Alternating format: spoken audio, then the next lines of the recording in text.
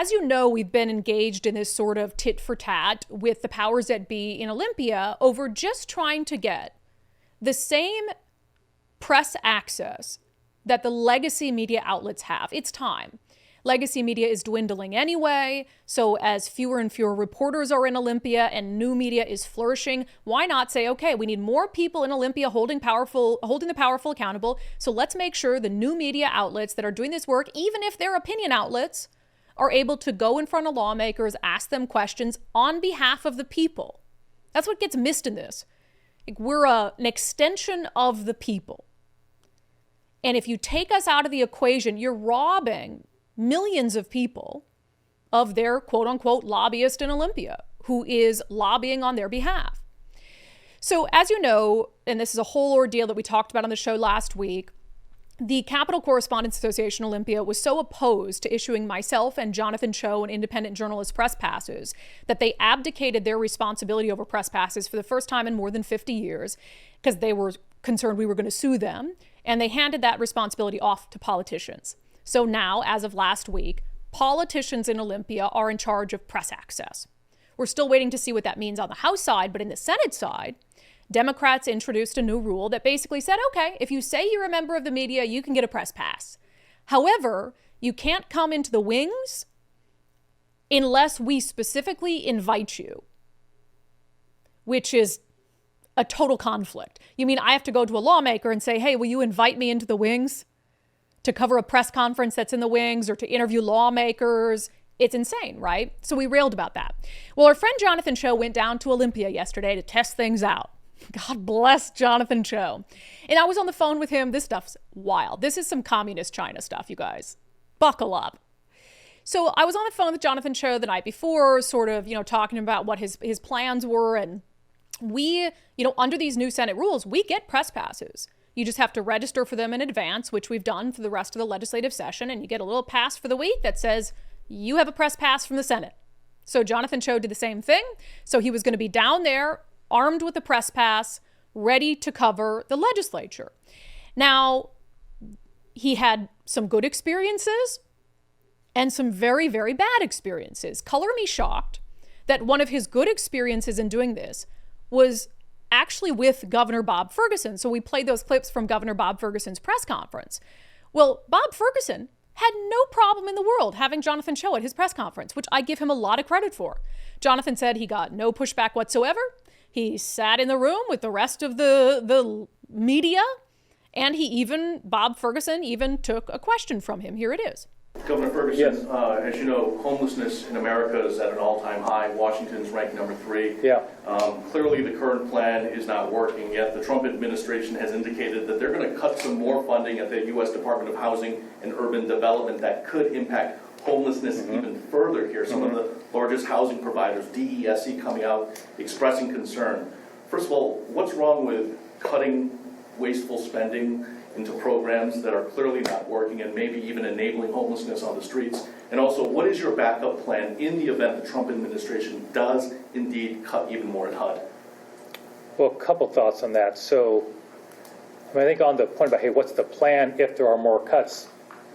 I tried to outline that approach in my remarks, right? Whether it's for homelessness or whether it's for public health or whether it's for education, cuts like that, I believe, are coming. I believe that. And that we certainly have to prepare for it. The way to prepare for that is maintaining those rainy day reserves, for example, right? Is to budget in a way that's sustainable, to put ourselves in as strong a fiscal position as possible for whatever those cuts are, and to minimize big investments now, because who knows what choice we're going to face in the future, right? We need to have the ability to help out Washingtonians if they're the victims of a natural disaster, right? That needs to be something we're able to do. So that is why I'm outlining a budget in the way that I am, is so we're prepared for whatever those cuts might be. And hey, whether it's, to be clear, I think you referred to sort of wasteful spending, whatever term one wants to use, but part of our $4 billion in reductions included things I think most Washingtonians would say, yeah, we should cut, whether we've got a budget challenge or not. I think there's over $4 million for a warehouse that we were still renting based on COVID times for storage, right? The team identified that. We don't need that anymore. That makes sense no matter what. So I think in whatever area of the budget it is, we will need to make sure that every dollar we're spending is working, right? That it's achieving a goal. And when this budget process is over, which is a little hard to think about right now, but it will be over at some point, and after we give KD and her team a good long break, which they deserve, I'll be preparing a supplemental budget and having a chance to go through in more detail than honestly I've had this time, right? Is it time to step away from housing first, which is the primary policy? This is not the time for a lengthy policy discussion on that. There's a lot of stakeholders and folks who have a lot of opinions on that, but as a state, we need to make sure we're continuing our investments to make sure we're helping out folks who are unhoused. And that was it. Anything scary or problematic there? Any glaring reason you can see why Jonathan Cho wouldn't be allowed at that press conference or other press conferences in Olympia? He asked a very smart, important question of the governor in a very reasonable way, keeping with decorum. Bob Ferguson answered it, gave a pretty lengthy answer. I mean, maybe didn't answer it to the extent Jonathan would have liked. And then guess what? They moved on. Other people asked questions. And Jonathan Cho left the governor's office, no problem at all. So Exhibit A, that it can be done. And it's really not a big deal to allow new media to be sitting in the same room, God forbid, as the hoity-toities in legacy media. Now, I want you to, however, compare that press conference that Jonathan Cho was allowed to attend to Jonathan Cho attempting to attend a Senate Democrat leadership media availability in the wings of the Senate. Watch. Why can't Jonathan? He's not credentialed. He is credentialed. He got his credential for the He's week. not. It's right here, sir. Not the wings. But the press briefings are in the wings. Yeah, I know, and you can't come into the wings. I can't come in? No. So can I get an escort? You can go to the gallery, you can go to the press table. Can you escort me in? To the press table? No, I mean to this press conference so I can be in there with Carlene and ask questions. You're credentialed. Like, you on a list. And, I mean, if you want to die on this hill, God bless, but like... What are you guys afraid of? What are you guys afraid of? I'm just asking questions. I mean, Carlene, you can come in if you want. I mean, if you want to... No, I'm happy. That's I'm fine, happy too. to. I was. Credential. What are you guys afraid of? You afraid of questions? I don't get it. Yeah, why? Jonathan, you're not a reporter. I'm not a reporter. Says who? Is there any person of color in there right now?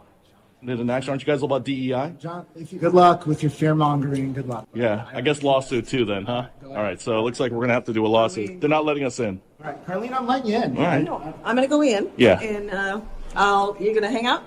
I guess this dude ain't letting me in. I have multiple credits.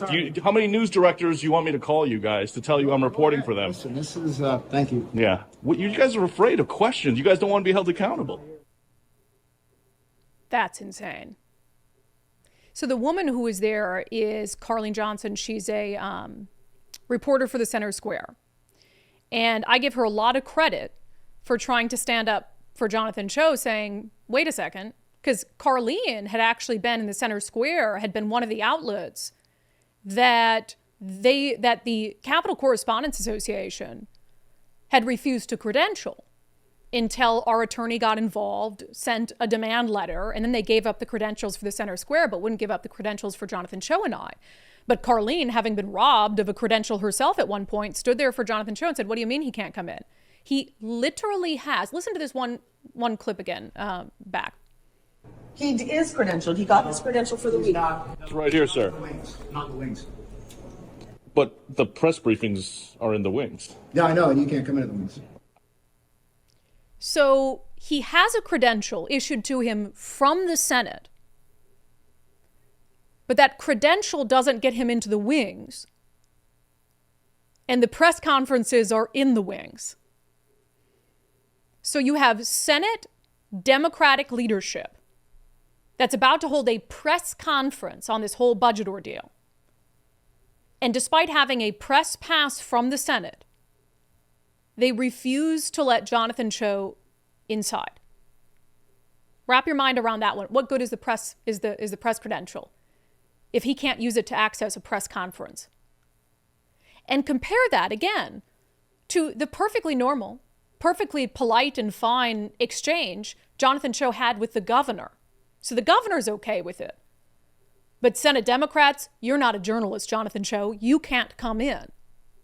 Now, I know the man in that video. I sent him a lengthy email this morning. His name is Aaron Wasser. He's been working in the legislature with Democrats as a communication person for a long time. I have had nothing but pleasant exchanges with Aaron Wasser, even though I often have very pointed criticisms of his members.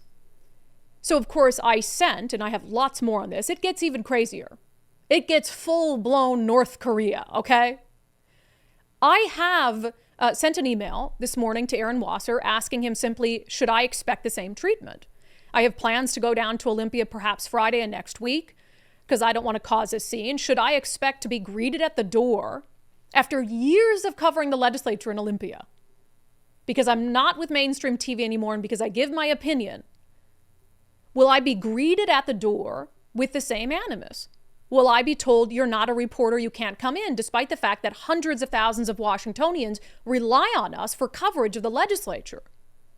And despite the fact that we produce more content about state politics than any other news outlet, new media or old media, in the entire state except for TVW public access, not even close, will I be greeted in the same way? I did get a brief response from Aaron Wasser.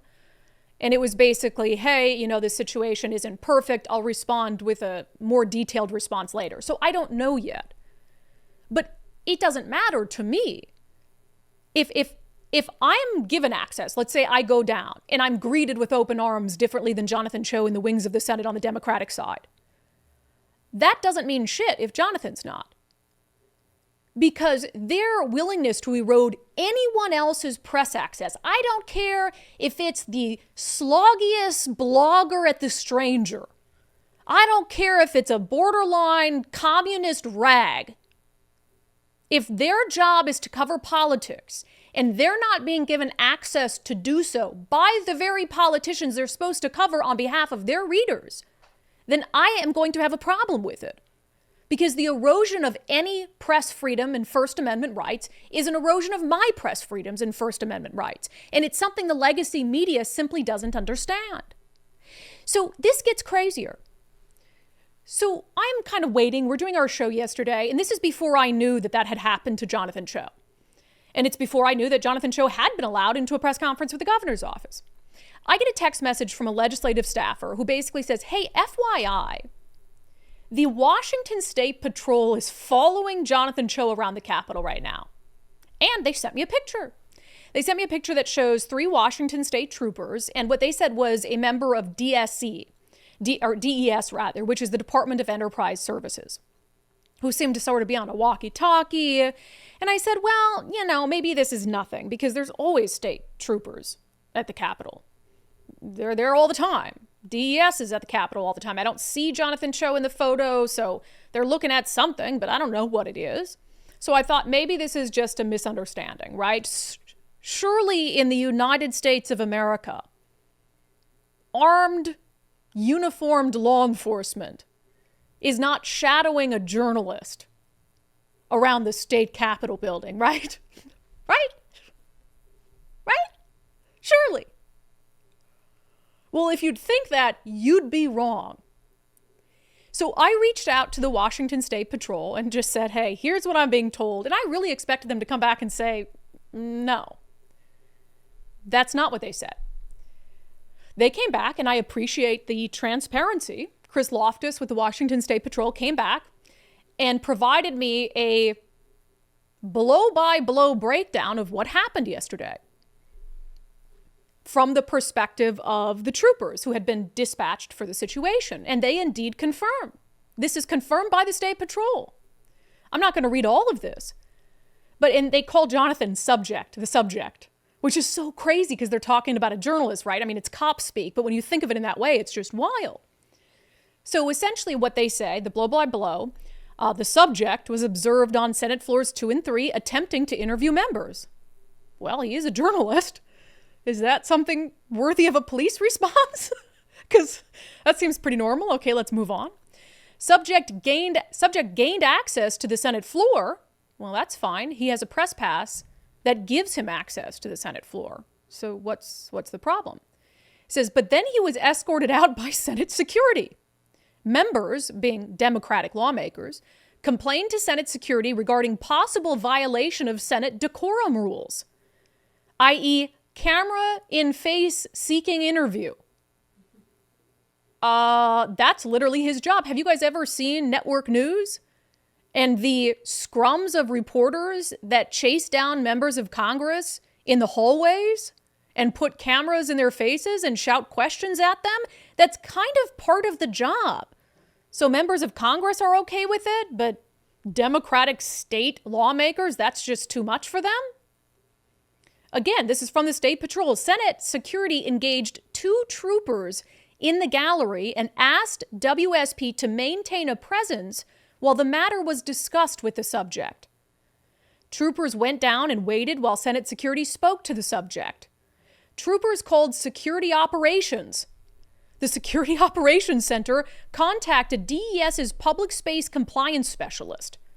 The subject, Jonathan Cho, left the Senate area and went in and out of the building, but eventually to the governor's office. That's where trooper involvement concluded. The public space compliance specialist observed the subject in public areas of the legislative building for about 10 minutes and did not observe any issues of concern. Neither the Washington State Patrol or DES directly engaged the subject. The situation was handled per policy and duty. Appropriate actions included non-escalating observation after complaints from elected officials. Let's be clear, complaints from Democrats. Nothing in there to me describes a situation worthy of 3 uniformed and armed Washington State Patrol troopers being tasked with monitoring the movements of an independent journalist in the United States of America. Completely unacceptable. I don't care who it is. Again, I don't care if it's a basement blogger from Seattle with left-wing ideologies that I find abhorrent.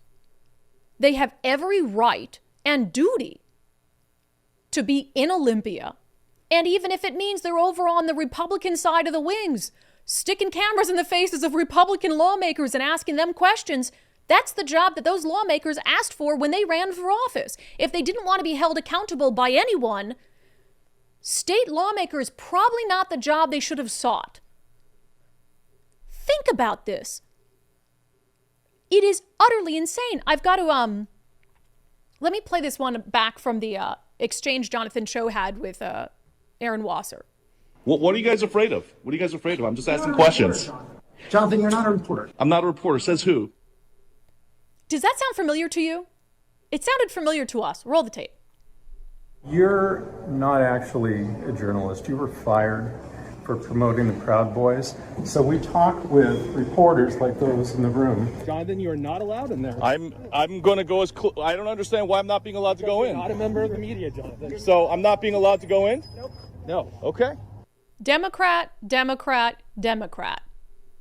Telling an independent journalist, you're not a journalist. In one instance, physically blocking Jonathan Cho from attending, this is several years ago now, from attending a tour of a public homelessness complex, a media tour of a public homelessness complex that Jonathan Cho was the only reporter in the entire city of Seattle who had covered it and the problems with it. And the community had been talking to him and doing interviews with him about their concerns about the homelessness complex. Sounds like a journalist to me. And then he goes to tour it with the rest of the media. He's physically blocked by staffers from King County executive, now Sound Transit CEO, Dow Constantine. If you don't see those clips of public officials paid for with your money, Dow Constantine is now getting a $450,000 a year salary. Every one of those videos telling Jonathan Cho they're not a journalist. You paid their salary. If that doesn't give you a pit in your stomach and make you think of China and Russia and North Korea, I don't know what to say. It's really scary stuff. And the fact that my friends in the legacy media continue to stay silent about it is really beyond my comprehension. Would you feel the same way? Do you feel the same way about Donald Trump? How many years, and this is one of the reasons I got into the TDS thing, and Donald Trump and his fake news, everything's fake news. I had a big problem with it. I understand some of it now. But when they took away Jim Acosta's press pass with CNN, I had a big problem with that. And so people see it through a political lens, but it's not political. Whether it's Jim Acosta, who clearly has a very far left bias, or whether it's someone like me, frankly, who very clearly has a conservative bias. The free press is the free press, and we all have a role to play in the ecosystem. Am I a straightforward journalist? No. But like I said, we produce more state political content than any news outlet in the state, and there are hundreds of thousands of people who consume that content and rely on it to be informed about what's happening in Olympia. And I'd go back to something I said earlier, who rely on us to be a voice for them in a room full of reporters who have failed to be a voice for them for 20 years. So who gets to be their advocate? Who gets to be their voice for the Washingtonians who are concerned about crime, who are concerned about overtaxation? Do they have representatives from the press who are concerned about their interests in those rooms? And somebody pinged me on Megyn Kelly's podcast. She did something with the New York Times, and I haven't watched it yet, but the sentiment about it I sort of absorbed, which is we really should just be moving towards a place where all the reporters just share their bias. Because it's a more honest way of operating, right? You know, legacy media might look down on me because I give my opinion or whatever it is. Well, you're biased and you don't admit it. I'm biased and I'm honest about it. Which one's worse? Which one's worse? And all they're doing by blocking someone like Jonathan Cho or blocking someone like me from having full access, the same the legacy media does, is they're protecting their narrative. And they're shutting out the voices of millions of Washingtonians who do not agree with what they're doing. And it is absolutely by design. One more clip I want to replay for you. So I mentioned Carlene Johnson with the Center Square who's there. I noticed something, it's very brief in the video, and so I froze the screen on it so you could see. And I just give her a lot of credit for in that moment trying to stand up for Jonathan Cho when so many others simply will not. And look, Jonathan's not everyone's cup of tea. Sometimes Jonathan's not even my cup of tea. He's aggressive the way he goes about things. But just because you might not like him or the way he goes about things doesn't make it any more important or relevant. And we've already seen how far these elected leaders will go to evade questions. So someone sometimes putting a camera in their face, yeah, it's necessary. And he's one of the only ones who are willing to do it. But Aaron Wasser, the communications person, says something to Carlene Johnson. So Carlene has a hard pass. So she's allowed to come into the wings and to go to this press conference. And she just doesn't want to go in quite yet because she's trying to advocate for Jonathan Cho to come in too. And Aaron Wasser says something to her, and the look on her face says it all. Your credential, like, you well listed. I mean, if you want to die on this hill, God bless, but like. What are you guys afraid of? That's the look of, I will die on this hill. And I will die on this hill too. Because as we allow the erosion of press freedom, today it might be the Democrats, tomorrow it might be the Republicans. And whether it's the Democrats in Olympia doing it or Donald Trump in Washington, D.C. doing it, I will never be okay with it. There was a reason our founding fathers saw fit to protect our ability to cover those in power, our ability to speak freely. There's a reason the First Amendment is the First Amendment. And if we would allow people of our own political party or our own political ideology to erode it, then we are giving a seal of approval for the other political party to erode it as well. And I will never, ever think that's okay.